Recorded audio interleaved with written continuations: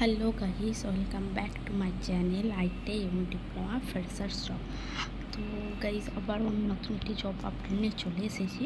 তোমরা যদি আমার এই ভিডিওটি পুরো দেখতে চাও, অবশ্যই আমার চ্যানেলে এসে পুরো ভিডিওটা দেখো এবং ডিসক্রিপশান বক্সে থাকা লিঙ্কটি ফিল আপ করে দাও।